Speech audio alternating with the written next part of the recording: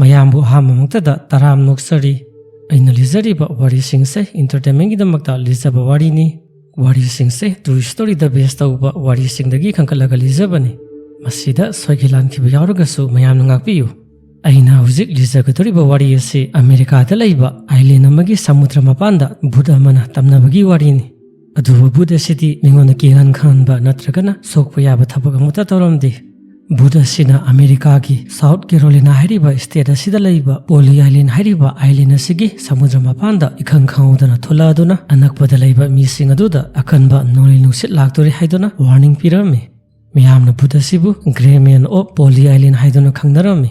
Poli Island hariba island asi South Carolina ki Georgetown hariba mafam asida laiba apikpa island amani apikpa island asida miyamna taramdi Adumaina ma kalin gi matamda arapa mafamdagi mi kaya ama island asida koiba lagnarami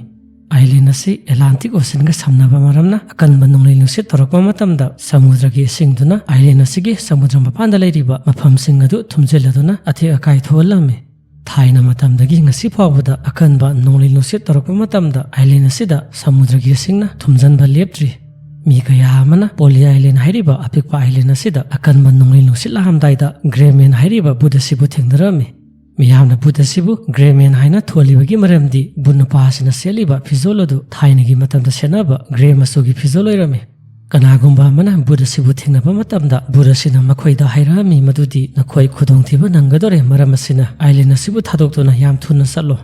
Grey Man of Poli Island hariba Buddha si kanabu oiriba aduga Buddha sina matau karama tamnaribano masi khangnabigidamak wari si mayam taminarase thainagi matamda Poli Island hariba apikpa island asida leramba misingaduna hairami madudi island asida masang matau fazarabi nupi ama lerami mahang nupa amaga luhongnabigidamak haina singnaba loirami aduba nupadu samudra laladuna thabagamagidamak arapa mafam amada satkirami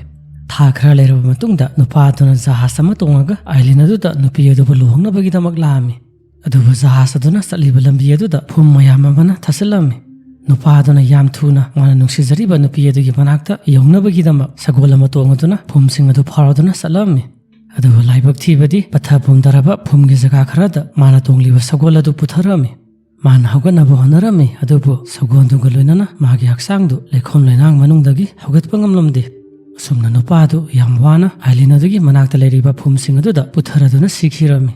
nupadu sire tabada maga luhongnabagidamak haina singnaba loiraba nupi adu mathambai sogna kaplami mamai thangda mana angauba mi amagumna samudra mapanda koisa saladuna magi leikhidreba nupa adubu halakpa ngairami adubu nongmadi yamna nganingai oiraba thodok ama thoglami mana hanagumna samudra mapanda mathanta salingai matam aduda arapa mafamda nupa ama urami nupaduna seliba dress adu Grey masu oirami aduga mahangna samudragi maikai-romda yenglami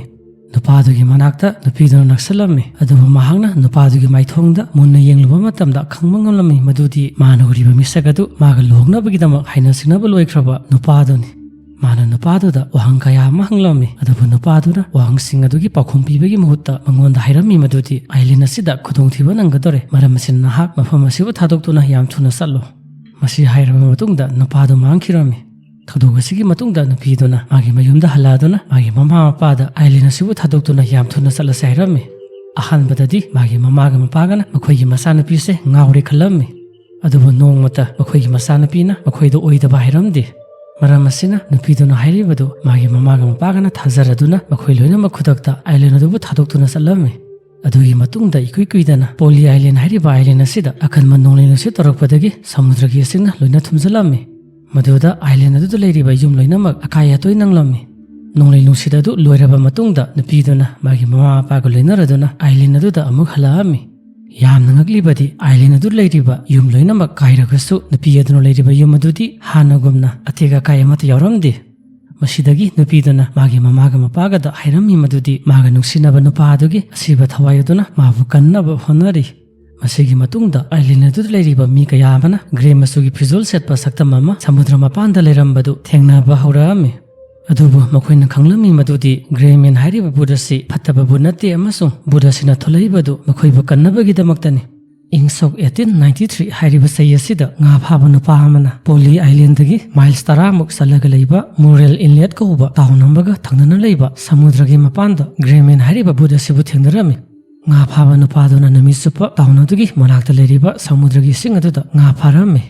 Adubu nungdang wairangi matam yaksilapa matamda mahangna samudra mapanda grey masugi fizul setpa nupa amana mangonda makhut hairakpadu urame. Mana nupadugi manakta hidu hulame. Nupaduna mangonda makhut hairiklibadu nga phabadu lepo haiba urame. Asumna nga phaba nupaduna yam ngakna leiringi matam aduda ikhang khangaudana grey masugi fizul setpa nupadu mangkhirame. Mikup khrar leiraba matungda akan manongli lusi setpa hurame. Maram asina khudakta nga phaba nupaduna magi hidu kakphan manakta yam thuna holame. Adugi matungda ikuidana kallaba samudragi ithagi phomadana Poli Island gi manakta leiriba Murrell Inlet ko wa town adugi samudra manakta leiriba mafamsing adu loina thumjan khirame. Thogdogosigi matungda nga phaba nupaduna thazrami madudi mana huriba nganingai wariba saktam adu Greyman hariba budaduni aduga budaduna mangona makhud haireibadu akanba nonglei nusit lakadorena warning toribani. Adugi matung ingsok 1954 da Hurricane Hazel haina khangnaba akanba nonglei nusit ama silakpadagi Poli Island da amangata kaya ama tholame.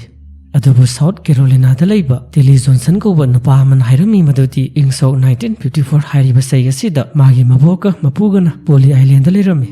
Nongma anganba yuki matamamada Johnson gi mapuna samudra mapanda walking salingai matamda Grey masugi fizul setpa nupa amana samudra gi Singapore madudagi kangphalomda kakhalakpadu urame. Adubu yamna ngaklibadi nupaduna seliba fizul aduda isingna amata solamdi.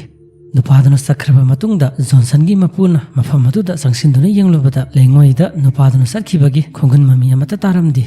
Kudakta mahagna yumda halaba matungda haujuk thinakriba ngangninga oiraba thoduksing adu magi napida tamlame. Johnson gi mabona khangmangalami madudi haujik magi nupana samudra mapanda thinakiba misagadu Greyman hariba budasi soidana oigani aduga Island asida sungsai soidana akan manongli lusidama tholakadaba mali. Maram asina makhoyanina kudakta Island adu thadoktuna salame. Adugi matungda ikuidana Hurricane Hazel hariba yamna sathiraba nongli lusidasina Poli Island phauroga South Carolina dagi North Carolina gi samudra mapanda leiriba mafamsing adu loina atiga kai tholame. Thogdogadu da South Carolina amasung North Carolina gi samudra mapanda leiba yum lising amagi mathakta atiga kai nanglame aduga yamdrabada mi maudraga manga sirame. Adubu Johnson gi maboka mapugadi Greyman hariba budasibu thinrubudagi sathiraba Hurricane Hazel hariba nongli lusidasidagi nanthopa ngamlame. Adugi matung ingsok 1989 da Poli Island da leiba Jim amasung Clara koba matay manawa mana numidang wairamgi matamda samudra mapanda walking salame. Numidadudadi makhoyani natana mafam aduda atopa mi kana amata uramdi. Adubu Grey masugi fizul setpa nupa amana makhoyani na saliba maikeromdagi lagame.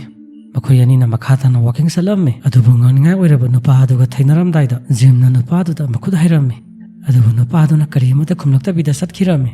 Adubu mikup khara leiraba matungda Jim ga Clara gana maningda yengthuluba matamda kana amata leiba uramdi. Makhoyani na khanglakba hurami madudi haujik makhoina uribadu Greyman hariba budasi soidana oiramgani. Maram asina Jim ga Clara gana khudakta Island adubu thadoktuna salame. Adugi matungda Hurricane Hugo hariba nongli lusidasina Island aduda leiriba yumsing adu loina atiga kai tholame. Adubu numi khara leiraga Jim ga Clara gana Island aduda halakpa matamda makhoyani gi yumdudi kari amata atiga kai yaramdi.